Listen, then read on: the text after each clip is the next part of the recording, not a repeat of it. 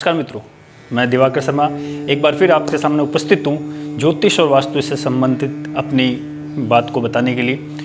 मैं आज आपके सामने चर्चा करने के लिए आया हूँ कि हमारी कुंडली के अंदर नौ ग्रहों का किस प्रकार से योगदान रहता है। देखो, जब कोई व्यक्ति जन्म लेता है तो उसकी कुंडली के अंदर भावों के अनुसार ग्रहों की स्थिति रहती है। कौन सा ग्रह कहाँ होना चाहिए, इस हिसाब से क्या है कि कुंडली का एक निर्माण होता है।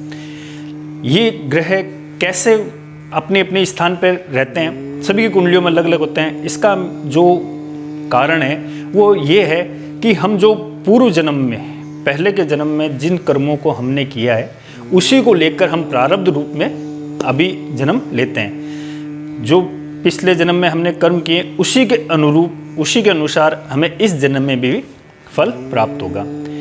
अगर मैं अपना एक सिद्धांत, जो कि मेरा 20 साल का अनुभव है, तो मैंने यही देखा है कि कुंडली के अंदर जो आपके नवग्रह हैं वो एक प्रकार से तटस्थ होते हैं, वो उदासीन प्रवृत्ति के होते हैं। वो कार्य करते हैं आपके कर्मों के हिसाब से, जो कर्म आपने पूर्व जन्म में किए और जो कर्म आप अभी कर रहे हैं। अभी जो आप कर्म कर रहे हैं वो आपका भविष्य का निर्माण करते हैं, और जो आपने कर्म कर लिए हैं वो अभी आपका प्रारब्ध है। और ग्रह हमारी कुंडली के अंदर ना तो हमें बुरा फल देते हैं, ना ही अच्छा फल देते हैं। ये मैं अब जो बात कह रहा हूँ वो अपने 20 साल के अनुभव के हिसाब से कह रहा हूँ। ऐसा कोई ज्योतिष के अंदर सिद्धांत नहीं है, लेकिन मेरे अनुभव के हिसाब से ये मेरा कहने का जो तात्पर्य है, उसका कारण या जो मैं बता रहा हूँ उसका कारण यही है कि मैंने देखा है कि मेरे पास बहुत सी कुंडली आती हैं और कुंडलियों के अंदर बहुत से अच्छे अच्छे योग भी होते हैं,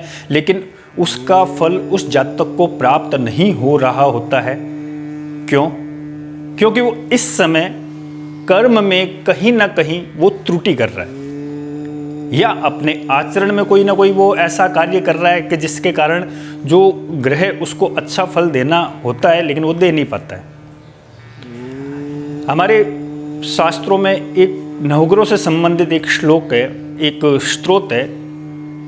उस स्रोत इस प्रकार से है कि ब्रह्मा मुरारिस्तत् पुरांतकारी भानु शशि भूमि शुतु बुधश्च गुरुश्च शुक्र शनि राहु केतवे कुर्वन्तु सर्वे मिसु प्रभातम सूर्य शौर्य व्यथित इंदुच पदवीं स मंगलम मंगलः स बुद्धिं च बुद्धो गुरुज गुरुताम शुक्र शुकम सम शनि राहु बाहुबलम करतु केतु कुलशु उन्नतिम।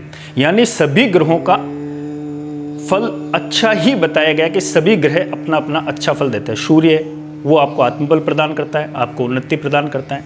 चंद्र है वो भी आपको सब प्रकार के सुख सुविधाओं का देने दाता है। उसी प्रकार से मंगल है वो आपके जीवन में हमेशा मंगल ही मंगल करता है।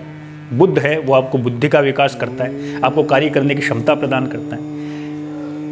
फिर उसके बाद में जो अगला ग्रह है गुरु, गुरु आपको गुरुता, प्रभुत्व आदि इत्यादि गुणों को प्रदान करता है। ये इन ग्रहों की मतलब नैसर्गिक बात होती है, उनकी प्रकृति होती है, वो आपको इसी प्रकार का फल प्रदान करेंगे। शुक्र है वो समस्त प्रकार के सुखों का दाता है, और इसी के प्रकार शनि है वो आपके जीवन में आने वाले सभी दुखों का शमन करता है, ये उनकी प्रकृति है। और इसी प्रकार से राहु है वो आपको बल प्रदान करता है, शारीरिक, मानसिक, बौद्धिक समस्त प्रकार के बलों को प्रदान करने वाला ग्रह राहु है। और केतु है वो आपकी कुल की उन्नति करता है। अब ग्रहों की ये प्रवृत्ति है। अब आप अगर मान लो इस बात पे, इस स्रोत पे अगर अपन ध्यान देवें तो हमें ये पता चलता है कहीं भी ग्रहों के बारे में ये नहीं कहा गया कि वो ग्रह आपको ये गंदा फल देगा या उल्टा फल देगा, जो भी है बुरा फल देगा, ऐसा कहीं भी वर्णित नहीं है। ग्रहों की जो मूल प्रकृति है उसी के अनुसार स्रोतों की रचना हुई है, और वैसा होता भी वैसा ही है। अब हमें इन ग्रहों को अपने आचरण से, अपने कर्म से हमेशा ही बल प्रदान करना है। और जब हमने अच्छे कर्म करते हैं तो हमारे लिए ग्रह अच्छा कार्य करते हैं, जब हम बुरा कर्म करते हैं तो ग्रह हमारे लिए बुरा कार्य करते हैं। कुंडली के अंदर किसी भी कुंडली बुरी नहीं होती, किसी का भाग्य कम नहीं होता, सभी का अपना अपना भाग्य होता है। अब उस भाग्य को बढ़ाना तो अपने अच्छे कर्म से बढ़ा सकते हैं। हम उज्जवल कर्म करके, अच्छे कर्म करके अपने भाग्यों को उन्नत बना सकते हैं। और ग्रहों को हम अच्छे कार्य करके उन्हें बल प्रदान करते हैं, तो बल प्रदान करने से वो हमारे लिए और अच्छा कार्य करते हैं, या जो उनकी प्रकृति है उसी प्रकृति के अनुरूप हमें फल प्रदान करते हैं। मेरी ये जानकारी आपको कैसी लगी? आशा करता हूँ कि आपको ये जानकारी अच्छी लगी होगी। आप मेरे वीडियो को अगर आप पसंद करते हैं तो उसे आगे शेयर कीजिए और मेरे YouTube चैनल पे आप कमेंट्स करिए। और अगर आपको किसी भी प्रकार की ज्योतिष और वास्तु से संबंधित कोई जानकारी प्राप्त करनी हो या कोई प्रश्न हो तो आप मेरे मोबाइल नंबर पर आप मुझे कभी भी फ़ोन करके मुझसे संपर्क कर सकते हैं। धन्यवाद।